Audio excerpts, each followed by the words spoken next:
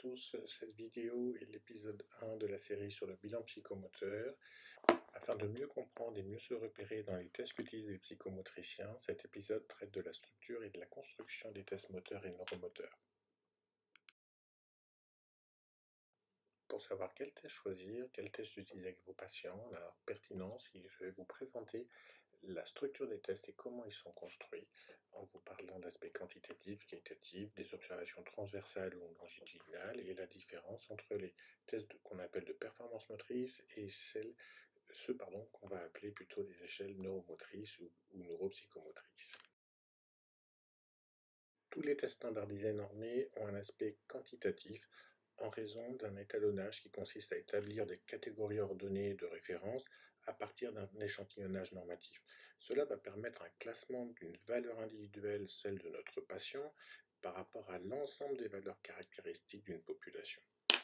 Les systèmes de cotation les plus utilisés sont les écarts-types ou déviations standards, qui est l'équivalent anglo-saxon du même terme, les percentiles ou encore le QI dans les tests psychométriques. Peu de tests ont des données qualitatives fines. L'aspect qualitatif d'une épreuve permet de comprendre la note de dégradation quantitative. C'est le pourquoi quand l'épreuve est chutée. Lorsque l'épreuve apporte une donnée qualitative, elle permet de comprendre les fonctions et les mécanismes en jeu dans cette note de dégradation. Pour cela, il va être nécessaire de pouvoir isoler la fonction cérébrale mise en jeu dans l'épreuve. Dans le cas contraire, l'épreuve n'est pas discriminante.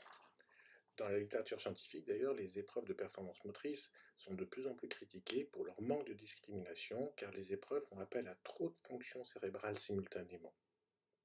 Donc quand l'épreuve est chutée, elle met en évidence une maladresse sans permettre de comprendre son origine, sans qu'on puisse isoler la fonction déficitaire. Certains auteurs de tests n'utilisent pas le terme d'ailleurs qualitatif pour exprimer la même qualité de l'épreuve décrite ici. Cela va être à vous de repérer dans le manuel du test ou dans la façon dont sont construites les épreuves si ces épreuves cherchent à isoler une fonction cérébrale ou si elles font appel à plusieurs fonctions cérébrales. La finesse d'un test repose donc sur cette capacité à apporter des données à la fois quantitatives et qualitatives. Les experts du collectif de l'INSERM, dont vous voyez le nom sur cette diapositive, se sont réunis afin de pouvoir éplucher la littérature internationale sur le TDC, et dans cette synthèse, ils ont fait des recommandations par rapport au test. Et ils pensent qu'il est important de pouvoir compléter l'évaluation de la performance par des mesures qui prennent justement en compte des aspects développementaux grâce à ces critères qualitatifs et quantitatifs. En fait, ce qu'ils se sont aperçus, c'est que les tests qui présentent ces mesures qualitatives et quantitatives permettent de mieux analyser la cause des déficits moteurs et par ailleurs de dépister aussi des signes neurologiques doux notamment, ce qui va finir par améliorer les hypothèses de diagnostic fonctionnel différentiel. Dans certains tests, les épreuves ont été construites à partir d'une option transversale. À un âge donné, l'enfant doit savoir faire quelque chose. C'est ce qu'on appelle le dating, c'est-à-dire qu'on a une datation, on va rechercher cette performance à un âge donné. Les plus connus où on retrouve une observation transversale sont chez le jeune enfant le BLR ou le BLE4, chez le plus grand le MABC2.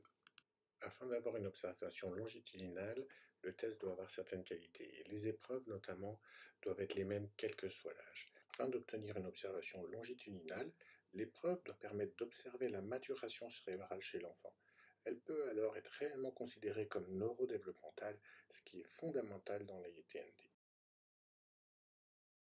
Lorsque le psychomotricien va observer des processus neurodéveloppementaux, il lui faut donc des tests avec une observation longitudinale où les épreuves sont identiques, quel que soit l'âge, et ces épreuves doivent être sensibles au développement cérébral. Elles vont être alors considérées comme développementales. Dans les échelles de performance motrice, à chaque tranche d'âge, les épreuves vont changer. Elles ne servent donc pas à pouvoir observer la maturation cérébrale d'une fonction.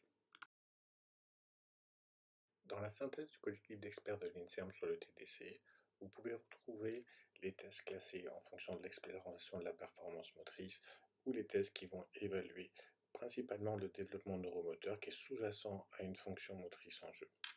Les experts de l'INSERM font partie Jean-Michel Barré ou Carrero Niron ou encore Laurence Delvaux-Douré ont clairement établi qu'il n'existe pas actuellement de gold standard, c'est-à-dire de test de référence pour l'évaluation de la motricité dans le TDC. Le collectif d'experts de l'INSERM recommande donc de pouvoir compléter les échelles de performance motrice par des tests neuromoteurs ou d'effectuer directement des tests neuromoteurs. Des associations comme Dyspraxie France 10 ont donc également fait des recommandations à partir de 5 ans d'utiliser soit des tests neurodéveloppementaux comme la batterie NP-MOD en première intention, ou si jamais le MAPC2 est utilisé par le professionnel, il faut obligatoirement le compléter par la batterie NP-MOD. Étudier la validité d'un test ou ses corrélations avec d'autres tests déjà existants est important. D'ailleurs, la future ingénierie de diplôme avec un grade master devrait aider notre profession à mieux connaître et maîtriser ces concepts. Je vais à nouveau me servir du collectif d'experts de l'INSERM qui a épluché plus de 1400 articles sur le TDC. Cela permet, comme vous pouvez le lire sur la diapositive, de mieux connaître le test que nous utilisons le plus afin d'en connaître ses limites quand nous l'utilisons. Les fidélités test-retest et interévaluateurs sont estimées bonnes dans la majorité des études, ce qui est très important dans un test. Comme j'en ai déjà discuté, il peut y avoir des faux positifs pour les enfants qui ont des problèmes à se souvenir des instructions spécifiques ou des problèmes attentionnels. Cette donnée, par exemple, est hyper importante pour le clinicien. Si jamais il repère dans sa clinique éventuellement un problème de mémoire ou d'attention, il doit automatiquement prendre du recul par rapport aux résultats qu'il peut avoir au niveau de la performance motrice en elle-même. Autre exemple, lorsque le clinicien utilise cette batterie sur laquelle il doit être vigilant, et à propos de la tranche d'âge 3-6 ans, le collectif de l'INSERM met en garde sur le fait que tous les items ne corroborent pas de manière forte. En 2011, Veneziano et ses collaborateurs en Grèce ont conclu que le MABC ne pouvait pas être utilisé en dessous de 8 ans en raison de faux positifs. Il est facile de comprendre alors, pour le clinicien que nous sommes, l'importance de connaître les limites du test lorsque nous l'utilisons. J'espère qu'avoir suivi ce premier épisode sur la série du bilan psychomoteur aura éclairé vos questionnements ou interrogations sur le bilan. Dans l'épisode 2 de la série sur le bilan psychomoteur, nous aborderons l'échelle des FMOD, qui est une échelle neurodéveloppementale du jeune enfant.